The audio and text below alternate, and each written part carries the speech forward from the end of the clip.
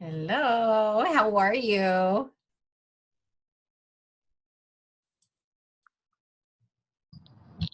Hey Lauren, how are you? I'm doing good. How are you? Good, good. I just think you should drop everything in. Okay. Everybody's coming in quickly now. Oh, well, I'm unmuted. Why is she Hey. unmuted? Oh, is it on there already? Bruno? Yeah, Terry Bruno.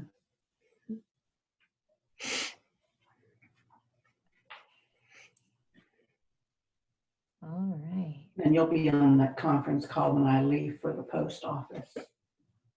So.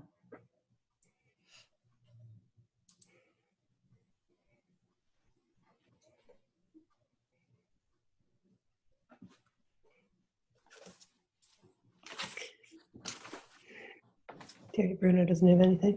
Okay. If you don't got nothing, if it's not in there, then they're not getting a card. I'm gonna just look and see if Lori has Terry listed. Sorry, no. Okay. And then if you will, I have no idea how long you're gonna be here. Hi, this is Debbie Bowe. It's showing my daughter Brooke Bowe's picture, but I'm with Faithfully Guided working remotely. I wish I looked like Brooke Bowe, but Not a problem, Miss Debbie. thank you so much. Oh, no problem. All right, I'm going to mute myself again. Okay. We're just going to keep letting people roll in. We still have a few minutes.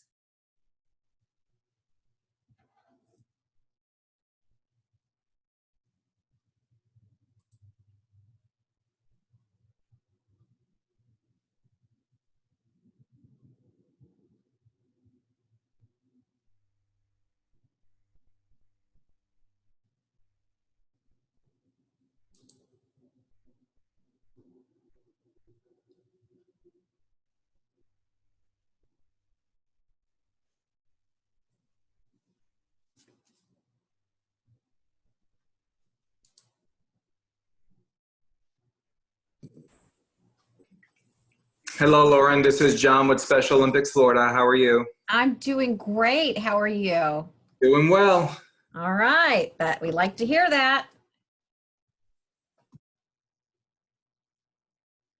Hi, Lauren. This is Katrina Plouffe from Ocala Civic Theater. Hey there. How are you? Good. How are you doing? Good, good. I'm amazed at some of the background pictures I get to see.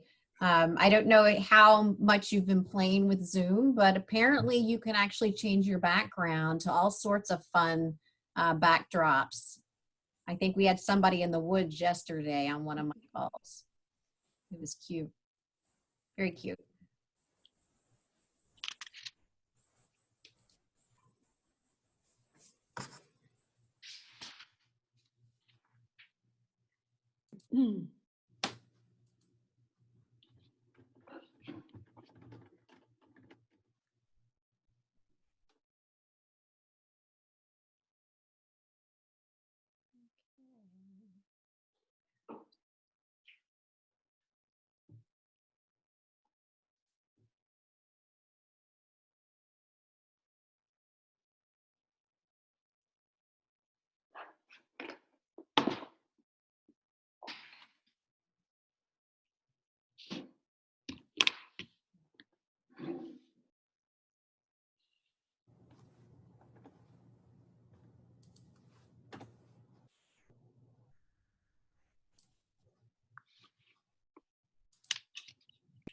Susan, can you hear now? Are you hearing me okay? No. Okay.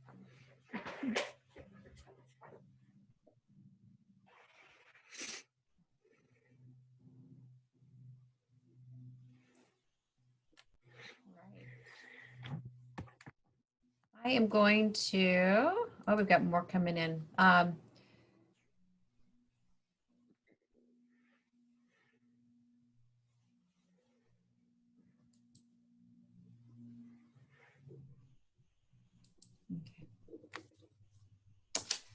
think what we'll do is go ahead and get started. We have several that are going to be joining us kind of, I'll keep bringing them into the queue, but I wanted to give everybody an opportunity to be able to kind of digest what we're discussing and to be able to ask questions as well.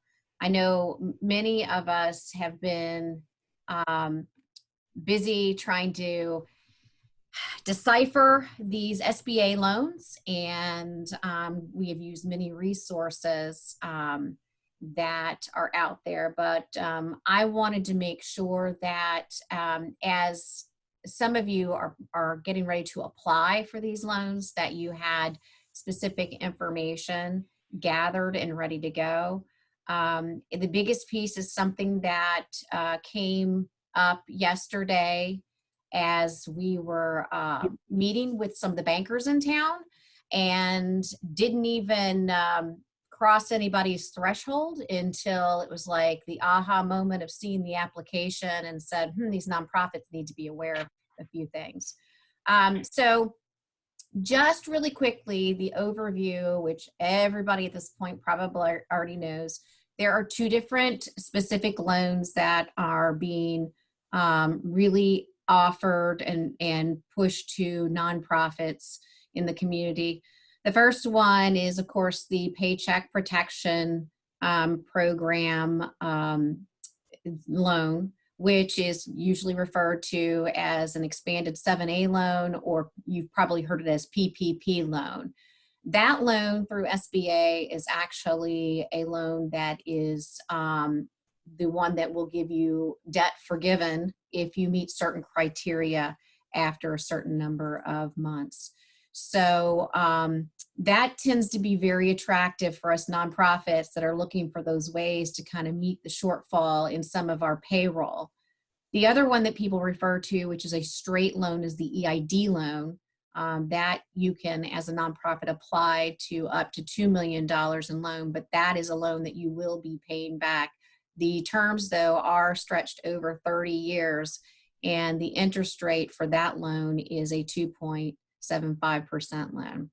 But I want to go back to the PPP loan, because I know a lot have mentioned that they said, well, I thought 100% of the loan would be, forgiven. And I think that it's important that everybody knows that upon calculating the loan amount and how it's going to be used, that there could potentially at the end of the 8 weeks be a situation where you haven't utilized all that money. And then at that point, it does become a loan. Now, the loan is at a 0.5% interest loan, and it's going to be held over 2 years. But I think it's important for everybody to understand that there is a potential that you may not use that money based upon the calculations. And speaking of calculations, I think by now everybody has seen the list of items that are included in putting those calculations together. If you have not seen it yet, I would suggest you go to our website, and there's a great resource for you there to take a look and show you how to calculate those. But the other thing that's very interesting, as many of us are probably finding out, is over the course of the past week, the flurry of discussions of we got to get our applications in, we got to get them in, only to find that you may have one version of the application that is now morphed into now draft 4, that things are changing very quickly, and it's very fluid.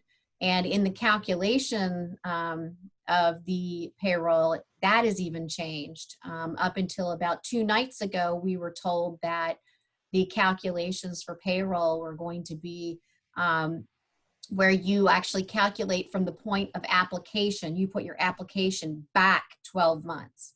And I guess what's happened is SBA has realized the difficulty that some would have in calculating from the point of application back, and they decided it would be much easier just to collect data on 2019 information to make it easier for the banks to be able to verify those numbers. So, so this could change even before we leave the our home office today. So just be aware of it. If you have not yet reached out to your bank to find out whether or not they are willing to take you on and process your application, I encourage you to do everything you can to reach out to your bank today to make sure that they are willing to do that.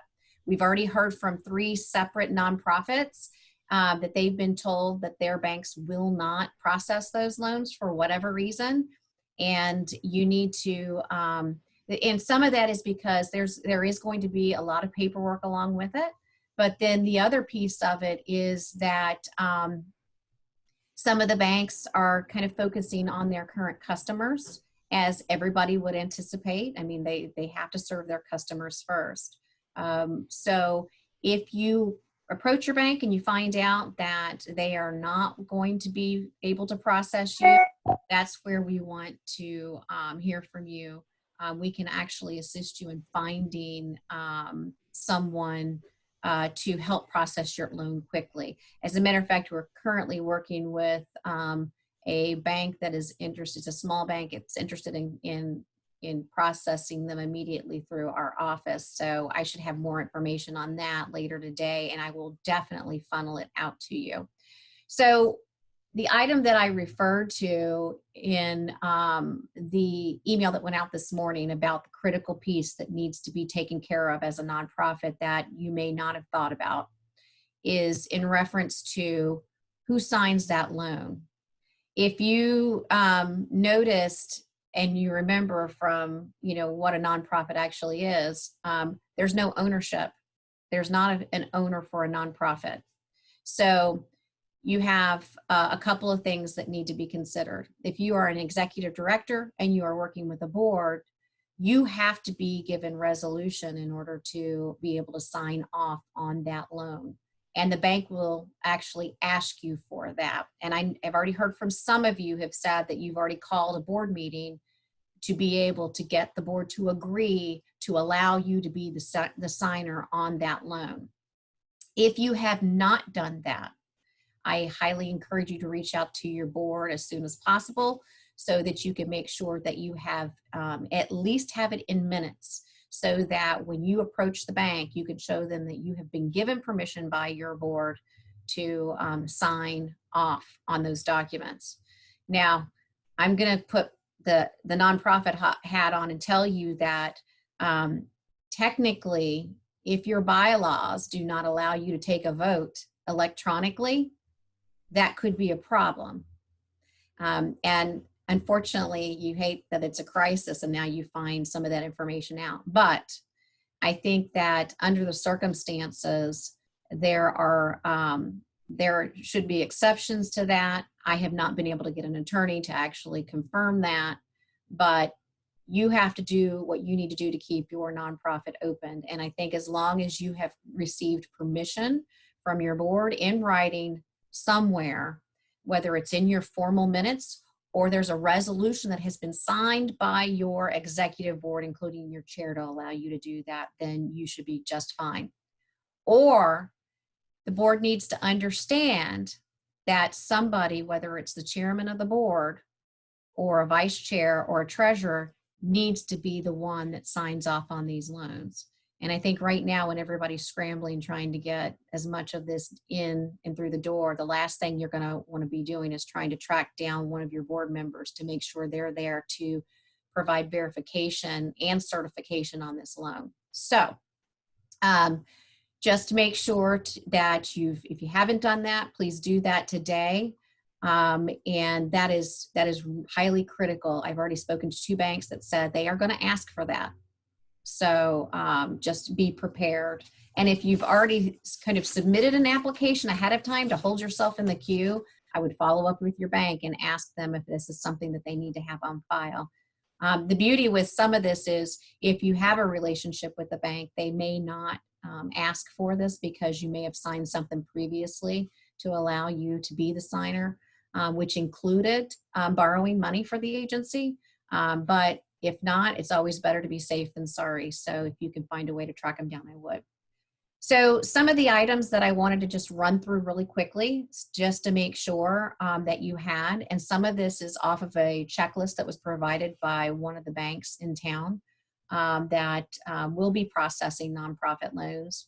And the reason why we're going to run through this is because some of it is going to sound a little bit like overkill, but my theory on this is because everything is changing so quickly, better to be safe than sorry. And sometimes it's not a bad thing to have too much information provided to the banks as you're going through this process. So some of the information that's going to be required, banks have said they would prefer to have 941 payroll tax returns. And of course, that's for the 2019 business year. Other things that they would like to have listed, they want to know gross wages on each employee, paid time off for each employee, vacation pay on each employee, family medical leave pay on each employee. Also, if you're planning on adding 1099, some of you may have employees that are 1099 contractors. You need to make sure that you provide copies of the information that was submitted to the IRS for those 2019 contract laborers. The other thing is that you need to pull a copy of your W-3. The W-3 is the form that goes out with your W-2s to the IRS if you have if you have those that are wage employees. So the W-3 will actually give a compiled listing of what the total gross wages were. So I would go on and pull that because that should be easily accessible as well. Health insurance premiums, if you're including those in your calculations, please make sure that you include copies of what you as the organization has paid to those benefits during 2019. Same holds true for any retirement plans. If you have made payments to those plans over the 2019 year, you're allowed to include that within the calculation.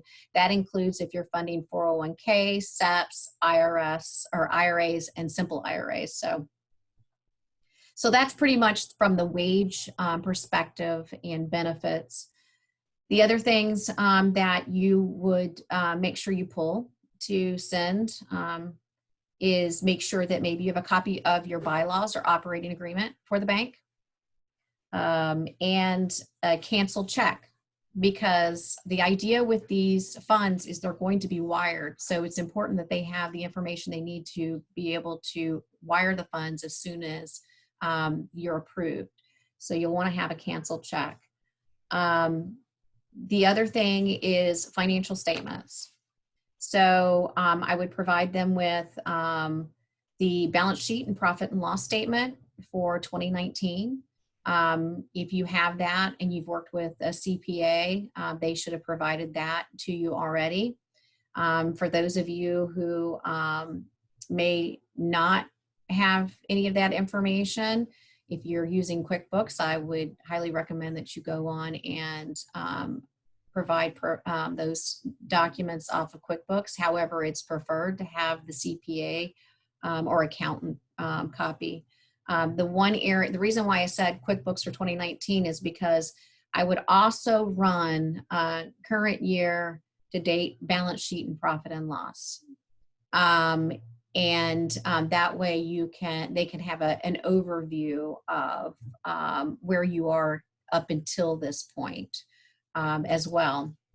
And that should be fairly easy to do.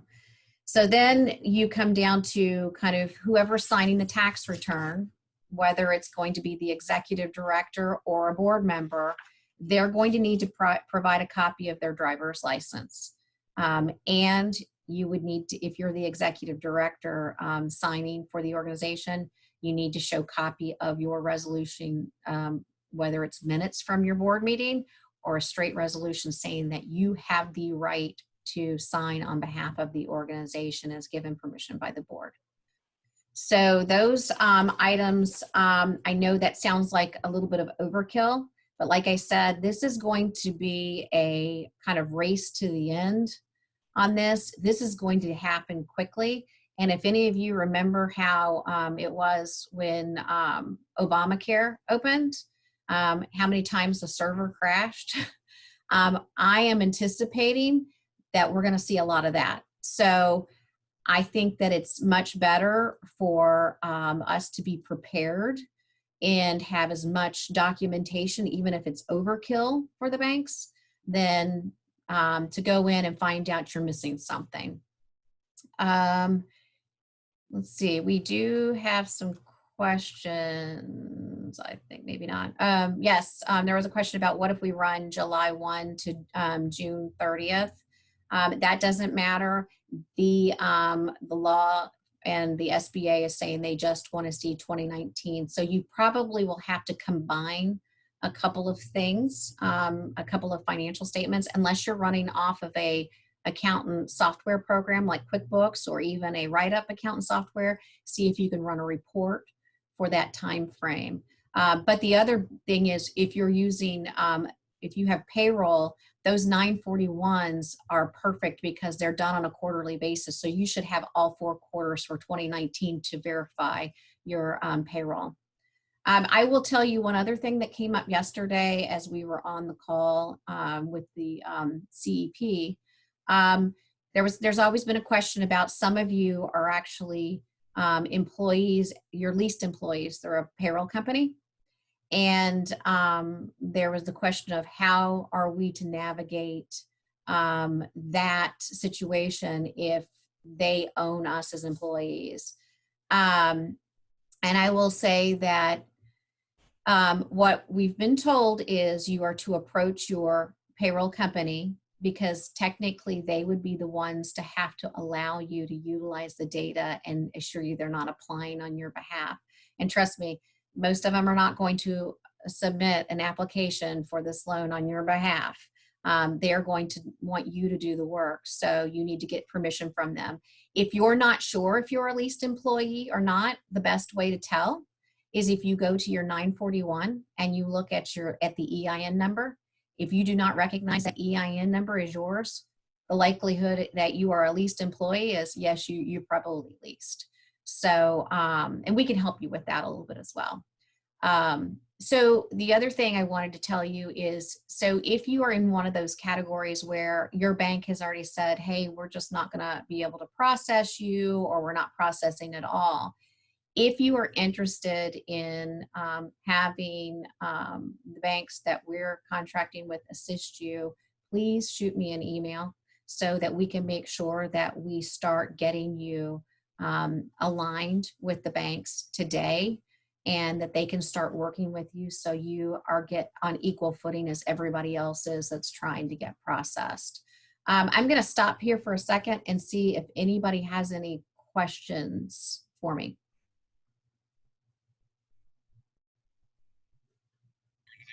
Chat that I did, but now I don't. So thank you. Okay. Thanks. All right. Lauren, can you just confirm that there's no issue including payroll from part-time staff as well as full-time staff? That is correct. You are to include part-time and full-time into the calculation. The only thing that I will ask you to be cognizant of is the fact that if you have an employee that is over the $100,000 threshold, you can. I know. I laugh every time I hear that. I was on a call. We were on the call yesterday, and somebody said that, and I said, wow, is that really the unicorn that exists out there, that you get paid over $100,000? But anyway, maybe in a corporate setting, I don't know, like a larger national, but yes. Yeah. All right, let's see if there's anything else. Okay, so it looks like, Ingrid, you have a question about the financial year runs from July to June. So if your financial year runs from July to June, you should be able to go in and manipulate your accounting software to just print 2019. The other thing is make sure that you're taking copies of your 941s that were filed for each quarter in 2019. That's a good verification for the banks as well. All right, okay. All right, questions. What if you decrease payroll by up to 25%? Okay, so yes, that was discussion, because as if you guys are not aware, all of us want debt forgiveness on as much of this as we possibly can.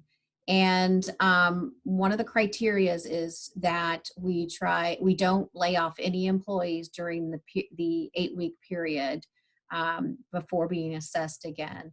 So if you have a decrease, what they have said is, number one, you have an opportunity to reemploy and still qualify for that fund, for the funding to be forgivable. But it's interesting, if you look, you calculated everything on payroll and payroll benefits. There is a portion allowable that says that you can actually utilize the funds, the additional funds, to pay off things like related to rent, mortgage, utilities.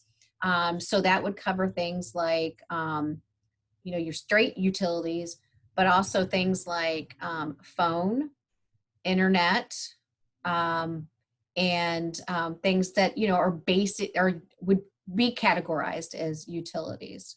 I don't know if that really kind of fully, we're coming in fast and furious here. So contract employees are included. You are allowed to include those according to the law for this. You just you include that in the calculation with payroll, because not every organization pays with straight payroll. You have some that clearly only use 1099 labor, and it is allowable within the calculations of this particular loan. Okay, I don't know what happened. Okay. How about your payroll is higher in 2019? Can we use 2020? No, you cannot use 2020 data. However, let me just tell you, so the change that went on with the SBA moving from what the actual law states, and I will tell you, the law says 1 year period before the on which the loan is made, which is indicating that it's when the application goes in.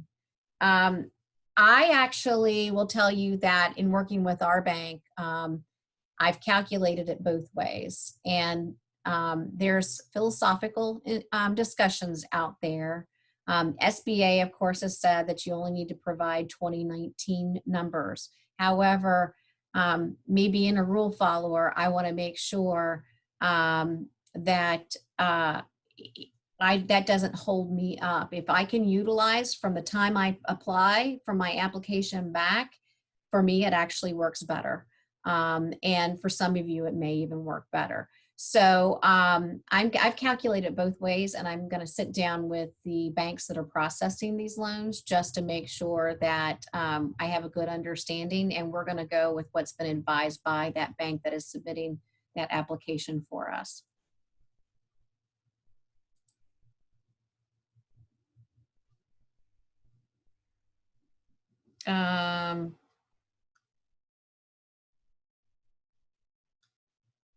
So decrease of employee voluntary job changes is this, if they have left you because they have either quit or moved on to another job, it's my understanding that this does not count against you within that time period. The time period of which you need to use dollars before it transfers to the loan. So they're going to reassess you on whether the debt forgiveness part comes in after 8 weeks. At 8 weeks, depending on what funding is left within that amount, that is going to then convert to that 0.5% loan. Hourly employees factor into the number of employees, yes. That's so when I provided my information to the bank, we broke it down every which way so we could make sure there were no questions asked. So I actually gave a listing of who is salary, who is hourly, and what their rate is hourly, and if there was anybody that was 1099.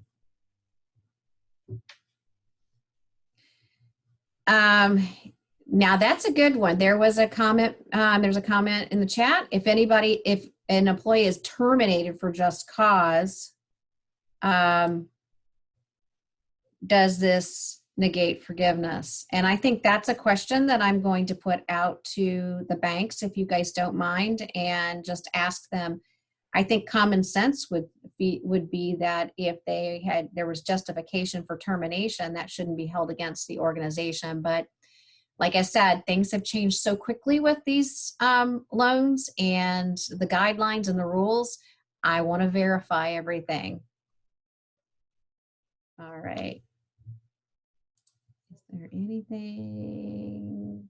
Yes, it is 8 weeks from the date of application that that you then move into the forgiveness piece. Yeah, so we've got, yeah, there are several banks out there that still have not responded as to whether or not they are going to participate in this. And I think a lot of it is because this information has come out so quickly that their corporate level is still not sure whether or not they want to do this or not. So again, if you are in that situation, please let us know, and we will definitely get you hooked up with the banks that we met with the other day that have agreed to take on the nonprofits within our community. The idea is, I know everybody is kind of, this is so new to everyone, but from our standpoint here at the Community Foundation, the Nonprofit Business Council, Steering Committee, and the council itself, and the Resource Center is, you guys are providing critical services to some of the most vulnerable in our community. And we're gonna do whatever we can to make sure that you are not left out of the mix. And I feel like sometimes, we need to intervene to make sure that you guys have the same fair footing as maybe a bigger for-profit business. I'm not saying that, that for-profit businesses are bad. I'm just saying that without what you do for our community, I don't think this community really understands what the landscape would look like and who's going to take care of those individuals. So, we're going to do everything we can to make sure you have those resources. And if you're not receiving our daily emails, please let me know as well. They go out every afternoon about 4 o'clock with updated resources as we get them, whether it's from the state, whether it's from our nonprofit organizations around the state or even nationally. But we try to put something new in every day in order to make sure it's relevant to what you're going through and dealing with. So if you're not receiving those, let us know. I know that if you are on Microsoft Office, they have done some updates to software, and we just recently found out that anybody who normally would send you mass emails like out of Constant Contact or MailChimp, it's now automatically going to your junk email. So you have to go back in and whitelist us so that you can start receiving those again. So let me see, there's a few more questions. Panic and rumors. Okay, so there's, you see the question on there. I don't mean to incite panic, I'm sorry, but I've heard rumors that loan funds may be limited. And so when we apply may affect whether or not we'll receive funds. That is why you hear people talking about holding their place in the queue. Is that the truth? That is, you've heard the rumor, and actually right now what we're being told is if you have a relationship with your bank, it does hold your line in the queue because they know you're interested in processing. However, there's no applications being processed until Friday. What else we're being told is this is only the start of funds that will become available for small businesses. Started with the $2 trillion, and I believe now there's talk that they're going to add another 3 in the near week. So I'm anticipating this money that they're going to loan out is going to run through pretty quickly, and not everybody is going to get processed. So I think that's where the panic and the hysteria has kind of come from, and rightly so, because I know each and every one of you are looking at your cash flow right now and getting very nervous about how am I going to keep staff employed. So So we'll keep you posted on the updates as to whether or not the legislators in Congress have decided that they're going to go on and push for this second piece of this. But I would tell each of you to go ahead and start the process, get in touch with your bank, follow the steps, start gathering that information and making your calculations. And like I said, more information you can pull and take with you to the banks or send to your contact at the bank, the better. You want to make sure they have everything they need so that potentially as they're sitting there entering your application, they don't have to say, I can't complete this because I'm missing something. And like I said, the checklist that we went through, it was a pretty hefty checklist because it is assuming that the person looking at this checklist is not does not have a relationship with that bank. So that's the reason why I pulled it today to give you that information, is because I felt like it was important to see the bigger view. And I know most of you already have that information together anyway.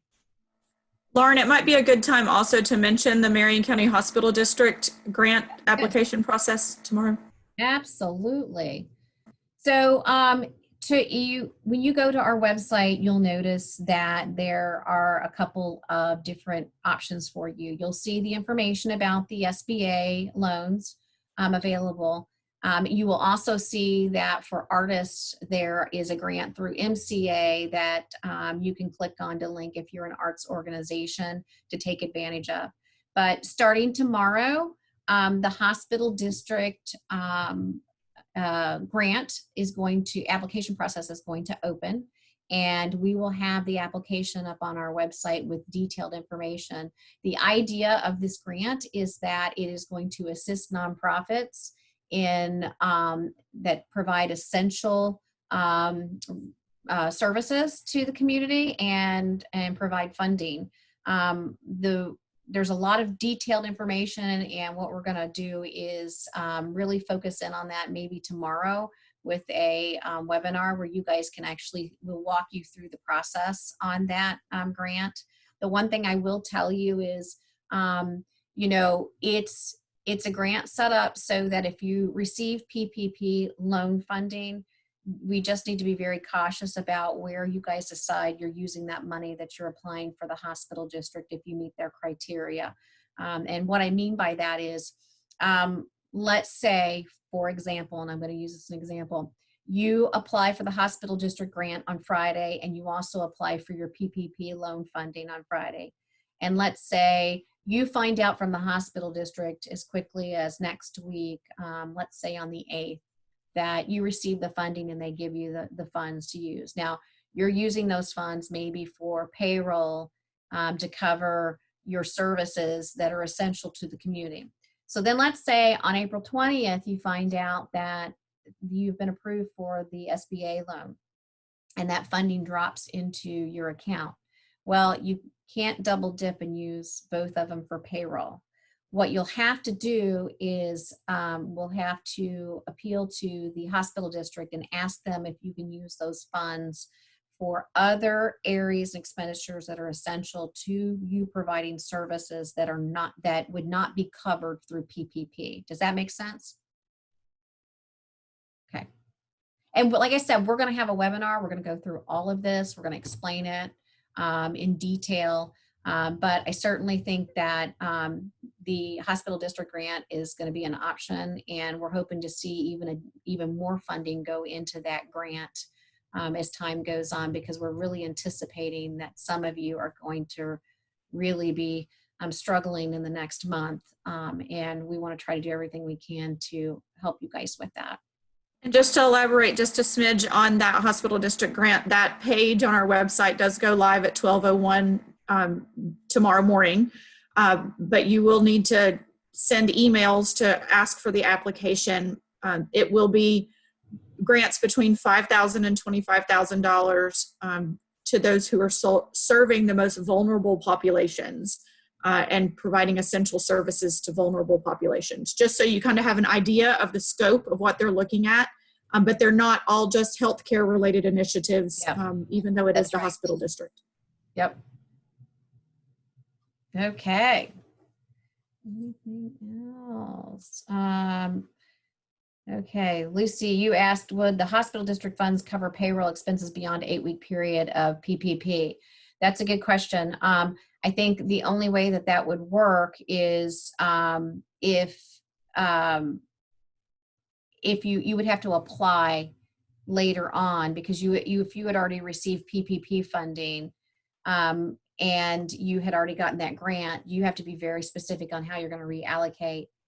If you get to the end of the 8-week period and let's say your funding ends for PPP, you would have to contact the hospital district to ask them if you could utilize funds that you've already received from them for those purposes as well.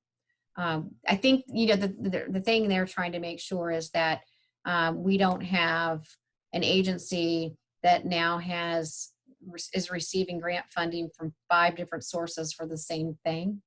And we want to make sure we're helping you fill the gaps in other areas of essential expenses. So, anything else? Requires service to be provided during. So April just asked, can you clarify if the hospital district grant requires the services to be provided during a specific period of time? For example, if your business is closed until May 1st. So yes, unfortunately, it's because it's a COVID-19, they would want you to utilize the funding during the time frame that this crisis is taking place.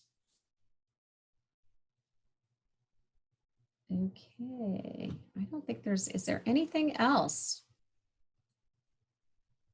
If there is, anybody have any questions for the group, or anybody want to ask something of the group that's maybe different from the loans that they're experiencing within their, you know, maybe HR issues or anything else related to maybe fundraising? Anybody have any questions about fundraising? And I'm going to chime in just again, because we're providing the communication every day and we have been doing those daily updates. Hopefully those have been helpful for you. Those do go out every day between 4:30 and 5 o'clock and have for the last almost 2 weeks now. In our last chat that we did like this, we actually had a few people who made some suggestions on things they'd like to see in those, including one day we actually had, you know, Zoom 101 information, because some folks were a little more technically challenged and hadn't actually been a part of Zoom meetings and didn't really understand them. So, I mean, just anything like that that would be helpful for you. All of those daily updates, if you don't get a chance to see them on that day, they all contain brand new information every day, and they all are also included on our website, listed in order. And so you can just open any one of them, a PDF of what we've sent out, and it shares all the information with you again with all of the links that we have. If you have anything in particular that would be helpful, then we can start doing the research and try to make sure we include that in a daily update coming up.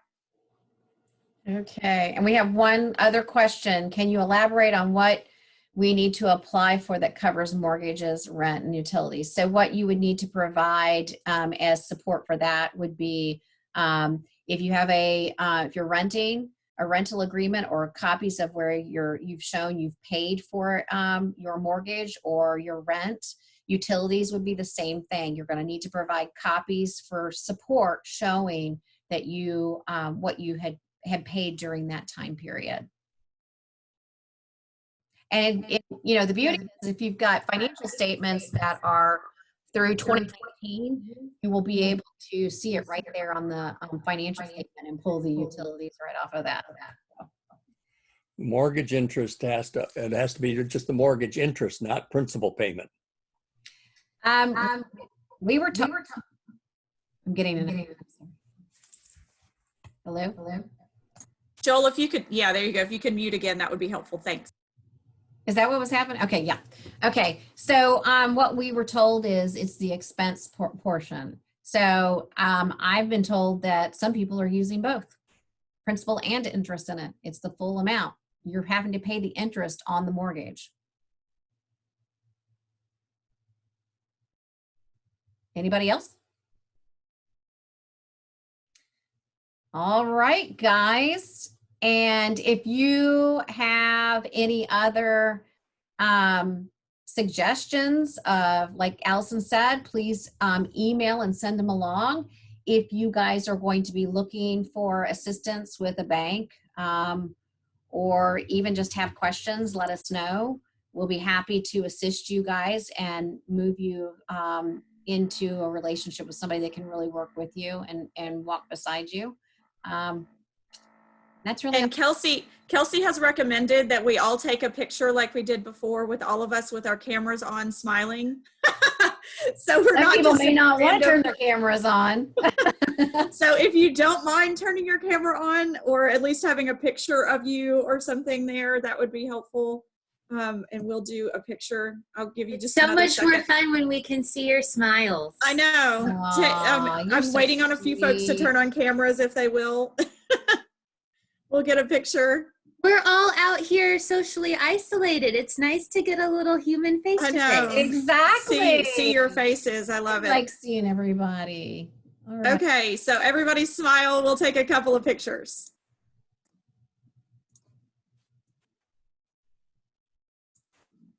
Okay. Okay, perfect. Thank you. Thank you. All right, guys. Well, if you have any other questions, please feel free to email us. We are here all day and tomorrow. So just let us know, and we're happy to help. All right. Thanks for all Have a you're doing. great day, guys. See ya. Bye. Bye.